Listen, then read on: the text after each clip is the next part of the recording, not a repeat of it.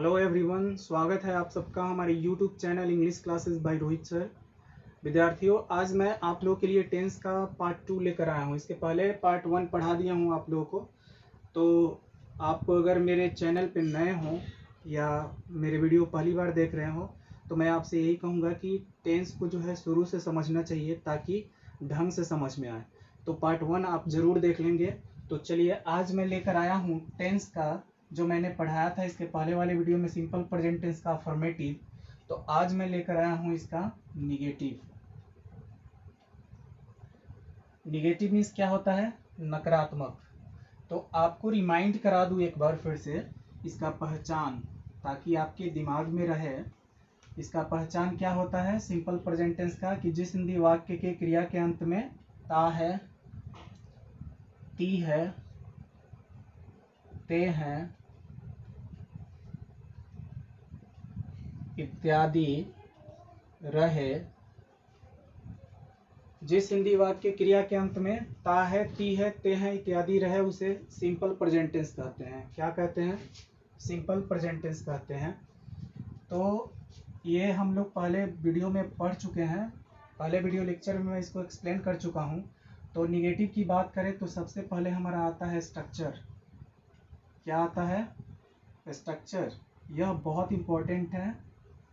Structure, जब तक आप इस स्ट्रक्चर को कमांड नहीं करेंगे तब तक आपको ट्रांसलेशन बनाने नहीं आएगा। तो उस स्ट्रक्चर के लिए क्या है? सब्जेक्ट प्लस डोंट या डजंट।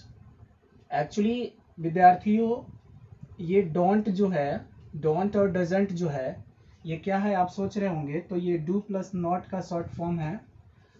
डू और नॉट मिलके बनता है क्या चीज़? डोंट। और डज प्लस नॉट मिलके बनता है डजंट। यानी कहने का मतलब है कि सिंपल प्रेजेंट टेंस का जैसे ही निगेटिव इंट्रोगेटिव शुरू होता है तो उसमें डू या डज का इंपॉर्टेंस हो जाता है। एक चीज़ मैं आपको बताना चाहूँगा कि भूल के भी इसमें इज, आर, एम का प्रयोग नहीं किया जाता है। याद रखिएगा कि ता है, ती है, ते हैं वाले सेंटेंस में इज, आर, एम का प्रयोग नहीं होता है। तो चलिए स्ट्रक्चर पूरा करता हूँ मैं। सब्जेक्ट प्लस डोंट या डजंट प्लस V1। अब इसमें V5 नहीं लगता है। V1 इसमें सिर्फ क्रिया का पहला रूप लगेगा निगेटिव में, प्लस ऑब्जेक्ट या अदर वर्ड। चलिए हम ऑब्जेक्ट लिख देते हैं। अब जो है यहाँ मैंने आपको बता दिया सिंपल प्रेजेंट टेंस में जो है subject plus don't doesn't plus V1। Don't doesn't जब लग जाता है तो V1 ही लगता है केवल, यानी क्रिया का पहला रूप। इसमें एस यस नहीं लगता है। यहाँ पर हम अदर वर्ड लिखे चाहे ऑब्जेक्ट लिखे, तो मैंने ऑब्जेक्ट लिख दिया है। तो ये भी आपको समझ में आ गया होगा कि डोंट डू प्लस नॉट मिलके क्या बनता है? डोंट बनता है। डज प्लस नॉट मिलके क्या बनता है? डजंट बनता है। तो चलिए इसके बाद जो है मैं आपको लेके चलता हूँ इस स्ट्रक्चर को। अब सेंटेंस देखिए, मैं वहाँ नहीं जाता हूँ। मैं वहाँ नहीं जाता हूँ। मैं वहाँ नहीं जाता हूँ। तो इसमें देखिए ता हूँ आ रहा है, तो ये क्लियर हो गया कि ये वाक्य जो है कौन सा टेंस का है? तो सिंपल प्रेजेंट टेंस का है। कौन से टेंस का है? सिंपल प्रेजेंट टेंस का।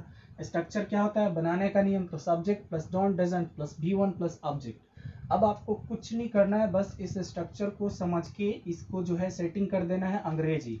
इसका कौन वर्ड का अंग्रेजी कहाँ रहेगा? तो सबसे पहले स्ट्रक्चर क्या कह रहा है, रूल क्या कह रहा है, नियम क्या कह रहा है? सब्जेक्ट लिखिए। तो मैं इसमें सब्जेक्ट जो काम करता है, मैं वहां नहीं जाता हूँ, इसमें सब्जेक्ट हमारा मैं है, मैं का अंग्रेजी आई। अब आई के साथ डोंट लगेगा कि डजंट। अब यहाँ कंफ्यूजन है। एक्चुअली ये डिपेंड करता है डोंट डजंट यहाँ के आए हुए सब्जेक्ट जैसे मैं है, तो मैं यहाँ नोट में करके आपको लिखा देता हूँ। आप एक काम करेंगे, अपने कॉपी में इसको नोट करते चलेंगे।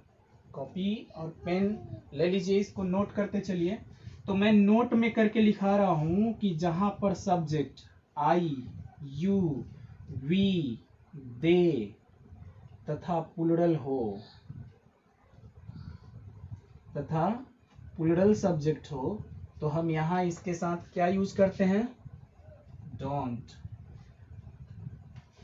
डोंट। अगर आप चाहते हैं कि आपसे कोई गलती ना हो तो आप इस रूल को जरूर फॉलो करेंगे, याद रखेंगे इसको कि आई के साथ क्या लगता है। कहीं गलती से आई के साथ आप डज ना लगा दें, डजंट ना लगा दें। तो चलिए इसके बाद जो है ये एक था। दूसरा जो है आपको दिमाग में क्या याद रखना है कि he she it any name.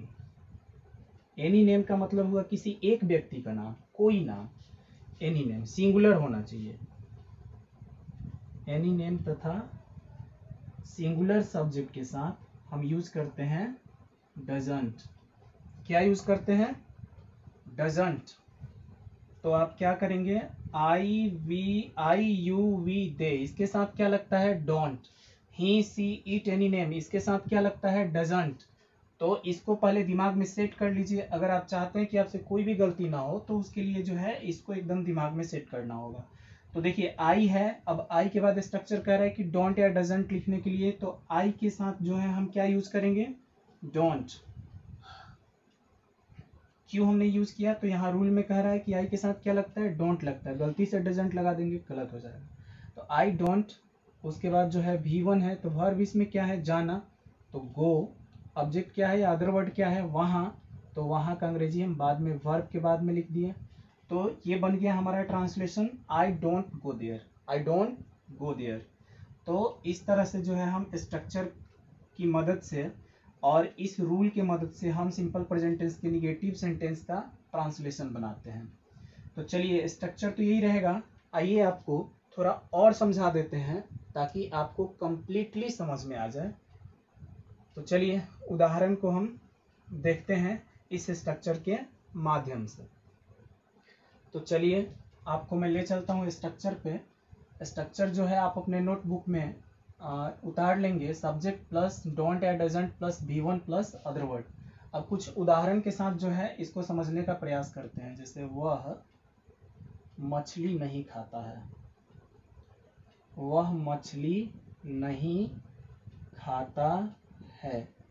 एक बात मैं यहाँ बता दूँ आपको कि कुछ लोग, बहुत से लोग जो है मिस्टेक कर देते हैं कि वो देखते हैं यहाँ पे कि है आया है, तो है का अंग्रेजी उनके दिमाग में बैठा हुआ है कि इज होगा, और हूँ, अगर हूँ आ गया तो उनके दिमाग में बैठा है कि एम होगा, तो उसका यूज करना शुरू कर देते हैं, उनको हैबिट सी हो जाती है। तो आपको मैंने पहले ही सावधान किया था इसके वीडियो लेक्चर पार्ट 1 में ही, फिर इसमें भी मैं आपको बता देता हूँ कि इसमें कभी भी भूल के भी इज आर एम का प्रयोग यानी हेल्पिंग वर्ब का प्रयोग नहीं किया जाता है ता है, ती है, ते हैं वाले वाक्य में। तो चलिए इसको इस स्ट्रक्चर के माध्यम से देखते हैं कि वह मछली नहीं खाता है। तो वह का अंग्रेजी ही, चूंकि खाता है पुरुष है तो ही हो गया। अब जो है इसमें सब्जेक्ट हमारा हो गया, क्या लिखना है? डोंट या डजंट। तो आप मुझे बताइए कि ही के साथ अब हम यहाँ क्या लिखें? डोंट होगा ना या डजंट होगा? तो रूल में मैंने, आप जाइए देखिए, उसमें मैंने बताया है कि ही के साथ डजंट लगता है, तो डजंट का प्रयोग होगा यहाँ डेफिनेटली ही डजंट। अब जो है डोंट डजंट से एक हमने ले लिया, अब जो है वर्ब लेना हमको। तो वर्ब क्या है? खाना। खाना का अंग्रेजी ईट। क्या खाने की बात हो रही है? तो अदर वर्ड मैंने यहाँ लिखा है, आप चाहे तो ऑब्जेक्ट या अदर वर्ड कुछ भी लिख सकते हैं।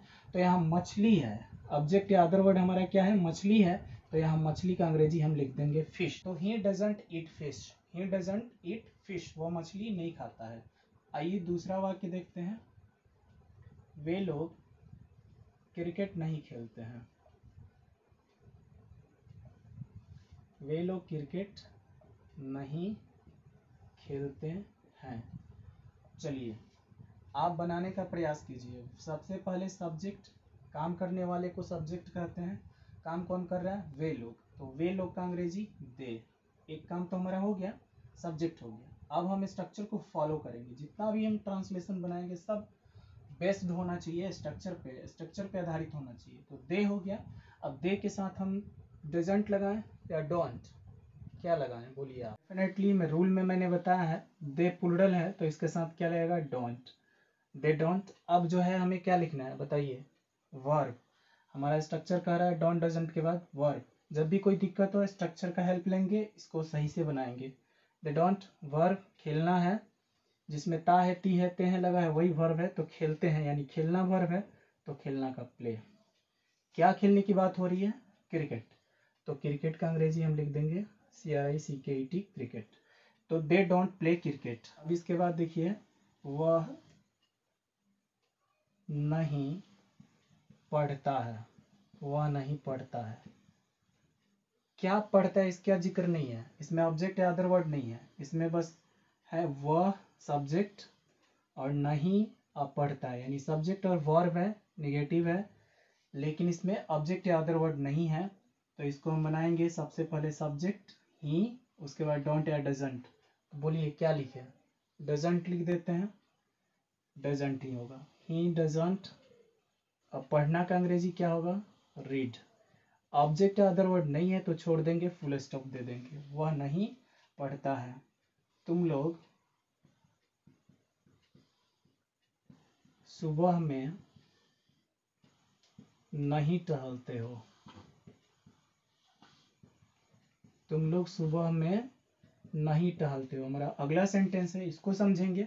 सबसे पहले सब्जेक्ट तुम लोग या आप लोग का अंग्रेजी या तुम का अंग्रेजी यू होता है, तो सब्जेक्ट हमारा हो गया। अब स्ट्रक्चर क्या कह रहा है, डोंट या डजंट, तो यू के साथ हम लगाते हैं डोंट। डजंट लिखेंगे तो गलत हो जाएगा, इसका ध्यान रखना है आपको। तो यू डोंट, उसके बाद डोंट डजंट हो गया वर्ब, तो हमारा वर्ब है टहलना, वॉक, वॉक मीन्स टहलना।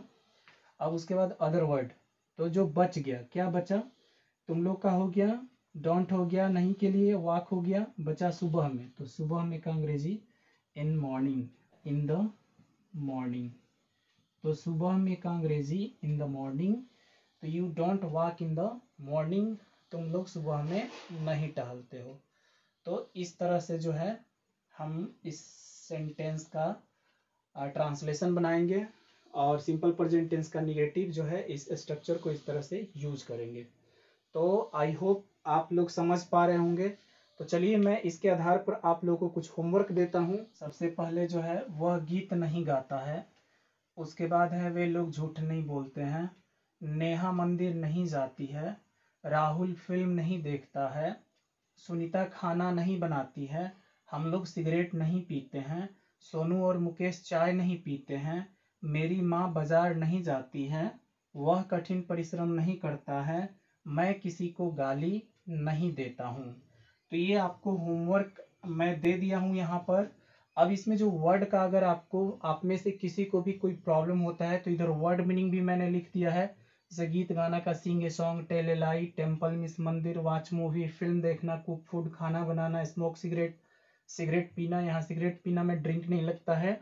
टेक टी, चाय पीने के साथ टेक टी का प्रयोग किया जाता है, टेक वर्ब लगता है। उसके बाद यहाँ देखिए डू हार्ड वर्क या वर्क हार्ड, बहुत लोग इसमें गलती करते हैं, तो आपको दिमाग में सेट कर लेना है कि कठिन परिश्रम करना, इसका अंग्रेजी होता है डू हार्ड वर्क, या फिर आप डू नहीं लगाना चाहते तो वहाँ वर्क हार्ड लिख सकते हैं, वह कठिन परिश्रम नहीं करता है।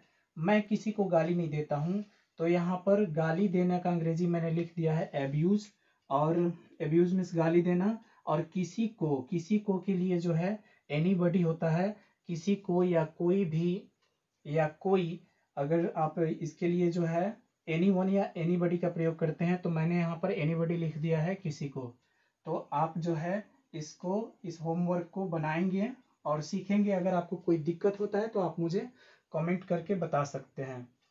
एक चीज़, आप मुझे कमेंट में एक ट्रांसलेशन दे रहा हूँ, जैसे वह पेड़ पर नहीं चढ़ता है, वह पेड़ पर नहीं चढ़ता है, इसको बनाकर आप मेरे कमेंट में भेजेंगे, देखते हैं कितने लोग इसको बनाते हैं।